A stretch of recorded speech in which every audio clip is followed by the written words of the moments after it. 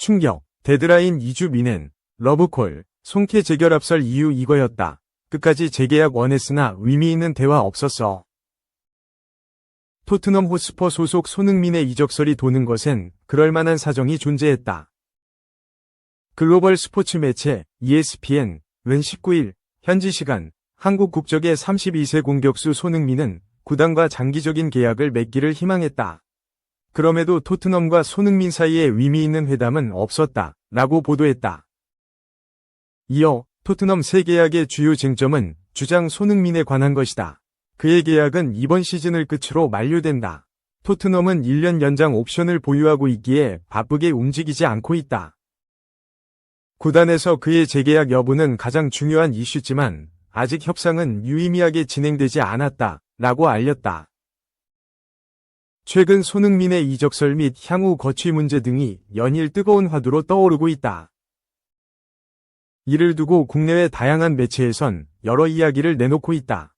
그가 2015년 이후 첫 이적을 택할 수 있다는 주장도 힘을 얻고 있다.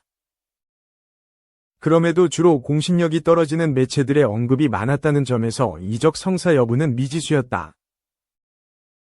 다만 유력 매체들 사이에서도 손흥민이 구단과의 재계약에 실패함에 따라 차선을 택할 것이란 의견이 등장하기 시작하고 있다.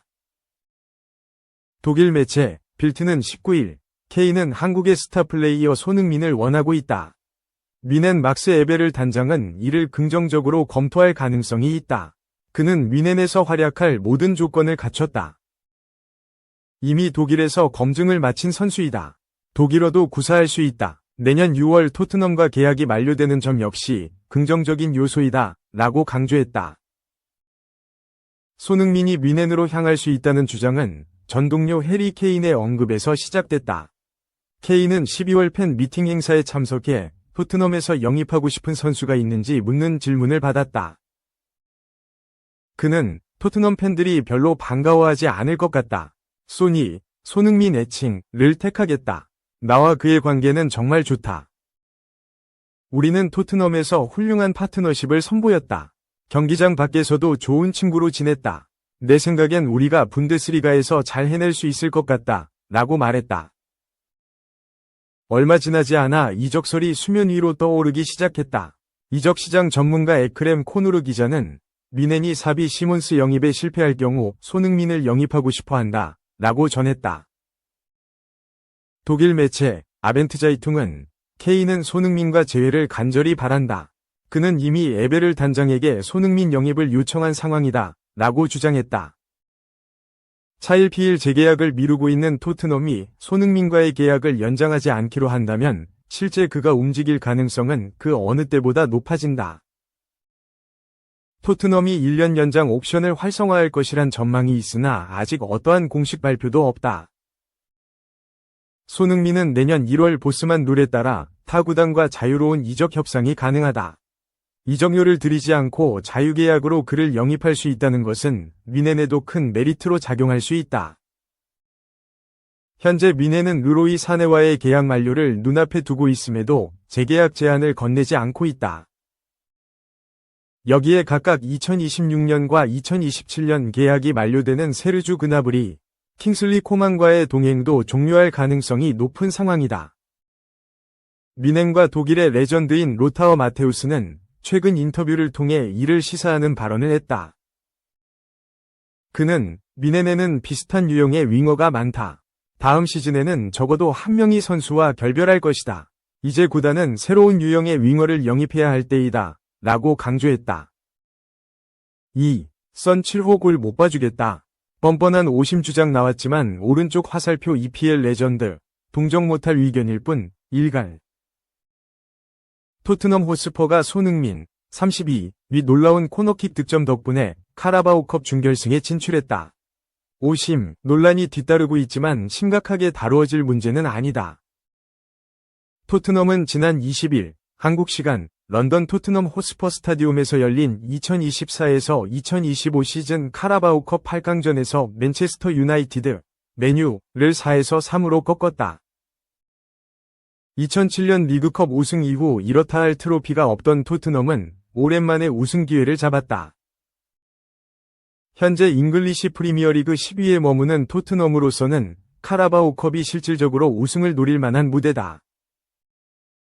이 대회에서 2번만 더 이기면 우승인데, 그렇게 된다면 손흥민은 프로 데뷔 후 첫 팀 단위 공식 대회 우승컵을 들어올리게 된다. 손흥민은 토트넘에서 10년 가까이 뛰었지만 한 번도 우승한 경험이 없다. 대표팀에서도 2018 자카르타 팔렘방 아시안게임 금메달 외에는 큰 타이틀이 없었다. 이날 토트넘은 4-2-3-1 포메이션으로 나섰다. 최전방에 도미닉 솔랑케를 세우고 2선에 손흥민, 제임스 매디슨, 데얀 쿨루셉스키를 배치했다. 이브 비수마와 파페 사르가 중원을 담당했고 수비라인은 제드 스펜스, 아치 그레이, 라두 드라구신, 페드로 포로가 담당했다. 골문은 프레이저 포스터가 지켰다. 메뉴는 3-4-2의 1전형을 꺼냈다. 라스무스 호일룬을 최전방에 세우고 브루노 페르난데스, 안토니를 2선에 배치했다.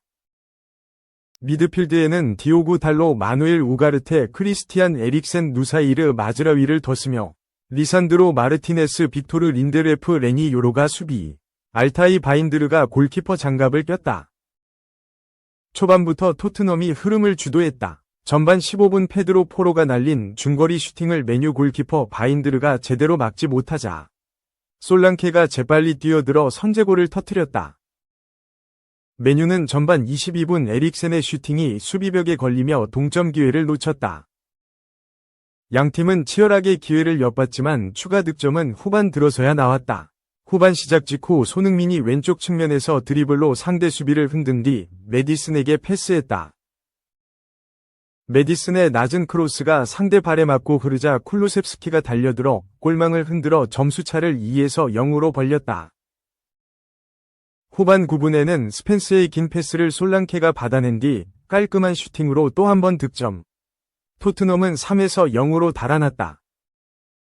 당황한 메뉴는 안토니, 호일룬, 에릭센을 빼고 디알로, 지르크지, 마이누를 투입해 승부수를 띄웠다. 메뉴가 2골 만회했다. 토트넘 골키퍼 포스터가 빌드업 실수를 범한 틈을 타 후반 18분 브루노가 공을 가로챘다. 최종적으로 지르크지가 공을 소유했고 가볍게 득점에 성공했다. 후반 25분에 도 포스터가 실수를 저질렀다. 공을 늦게 처리했고 이를 보고 디알로가 눈치 빠르게 달려들어 기습 슈팅을 날렸다. 메뉴는 2에서 3까지 쫓아갔다. 토트넘의 위기 상황에서 팀을 살린 건 손흥민이었다. 후반 43분 그는 코너킥 다이렉트 득점을 기록했다. 골문을 향해 기가 막히게 휘어져 들어가는 슈팅을 날렸고 공은 그대로 골문 구석에 꽂혔다. 상대 골키퍼 바인드르는 시야를 방해받았다며 항의했지만 판정은 번복되지 않았다. 메뉴는 후반 추가 시간 에반스의 헤더 득점으로 한 골 만회했지만 경기는 토트넘의 4에서 3승리로 마무리됐다. 경기 후 통계 사이트 푸몹은 손흥민에게 평점 7.9점을 줬다. 쿨루셉스키, 솔랑케 다음으로 높은 점수다. 손흥민은 90분 동안 한 골, 3회의 슈팅, 한 차례 기회 창출, 드리블 성공 1회, 태클 성공 2회 등을 기록했다. 영국 익스프레스는 손흥민에게 볼을 잡을 때마다 위협적이었고 결국 뒤늦은 득점으로 경기에 마침표를 찍었다며 8점을 줬다. 풋볼 런던과 스퍼스 웹도 손흥민에게 7점을 주며 계속해서 돌파구를 찾으려 애썼고 두 번째 골 장면에서 매디슨에게 공을 잘 연결했다. 코너킥으로 골문 안쪽을 향해 감아 넣은 골도 인상적이었다고 평가했다.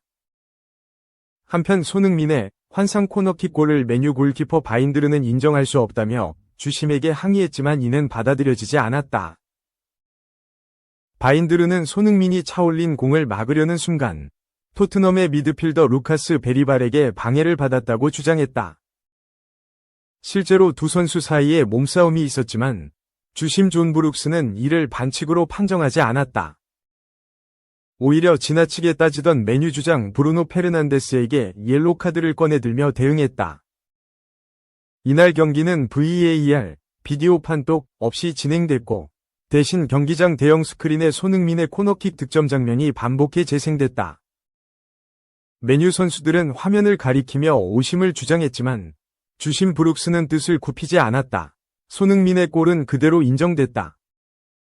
영국 매체 스카이 스포츠에 따르면 맨유 레전드 게리 네빌은 바인드르는 베리발이 자기 팔에 손을 댔다고 여기는 것 같다.